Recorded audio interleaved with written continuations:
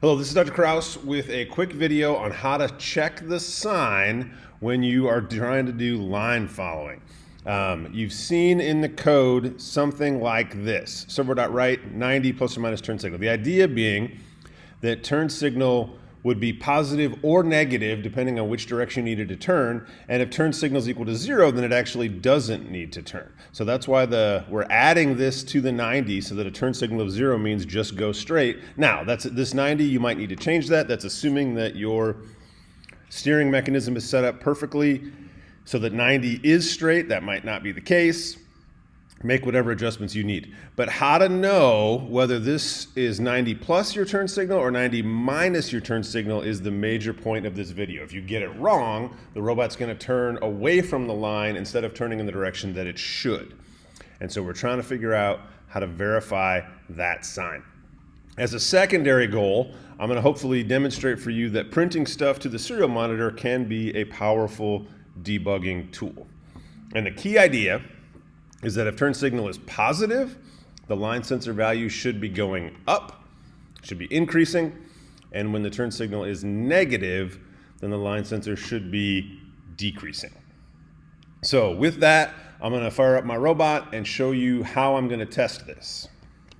So I have my Arduino code set up so that in the setup function, it's going to pause and wait for me to input one character into the serial monitor. There's some helper functions I've copied and pasted into here that basically wait for one character to be entered. And then once it does that, so it's doing that right now, enter any character to begin the calibration. I won't make you watch the whole calibration, but I'm just going to type a character here, and now it should be ready for me to move the line sensor back and forth across the line and do my calibration thing. And then you can see at the end of the calibration, I've got one row of relatively small numbers, one row of fairly big numbers, and now we're ready to do the test. At the end of my setup function, I have it kick out to this menu function that I wrote. So this is part of what I want to do, is print a little bit of data to the serial monitor for a short period of time and then just have it stop. And so the menu function is a way that I do that. And so at the start of every test, I'm going to have it, for example, turn 30 degrees positive. Turn on the power to my H-bridge. So it's set up 30 degrees positive, and I'm going to, with my turn signal, and then I'm going to have it drive forward at a kind of medium speed. And I'm going to do this for half a second. I'm going to try to have both of these things open at the same time. And so what you're going to basically see is just the robot's going to drive forward with this turn signal, and it's going to also print out the line sensor reading as it does that. So I give it that number. It then says press any character to start a test. And so my robot drove forward. And the key idea is that it printed my data to the serial monitor with commas in between, a CSV, comma separated value. I could then copy and paste out of the serial monitor and put it into a text file that I could then import into Excel or MATLAB or Python or something else and graph that data. So I'm going to do that next and show you the results of that. So I took my data from the serial monitor and copied and pasted it. It was actually kind of wonky. I had to do like a couple of rows at a time. So I've got time in milliseconds that's being printed in my first column before the comma. I've got the turn signal just so I know whether I was sending it something positive or negative. And then I've got the value of the position. Inside my loop, as far as how all of this happens, at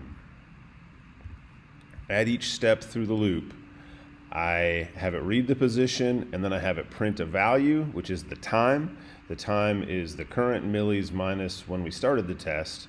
And then I have some other helper functions called print comma then int, which is really pretty straightforward and is exactly what it sounds like. I just have it do a serial.print of a comma and then serial.print of the incoming value. And then I print a new line so that each row is each row of data gets printed as one row on the serial monitor. And so that causes the data to spit out in this format. And so then I read that in and made a plot of it. Now, it's possible that your sensor could read 0 or 5,000 if it's completely off the line. And whether it's 0 or 5,000, maybe 4,000? I think I've got 6 sensors on this one. It's kind of random whether it reads the maximum or the minimum. But then once it starts, it picks up the line, we now see that the line sensor reading is going down even though I'm giving it a positive turn signal. So that means that in my situation, whoops, sorry, wrong slides.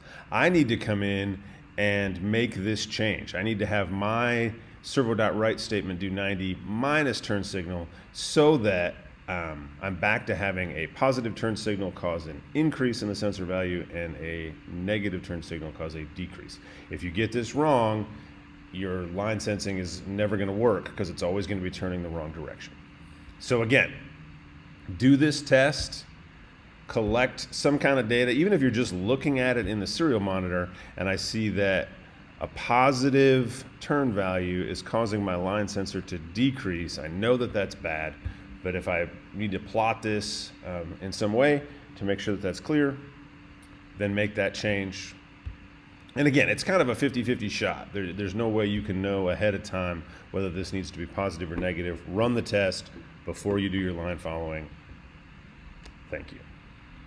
So just as a final verification, and so you know what good data would look like, I went in here and I changed this to a negative sign. So it's 90 minus my turn signal because I knew that mine was backwards from the data. And then I reran the 2 tests, one with a plus 30 and one with a minus 30 turn command. And so with positive 30, you can see my line sensor value is going up as I drive forward. And then with turn set to negative 30, my line is now going down as I drive forward. So both of those are correct, and I'm now ready to start line following.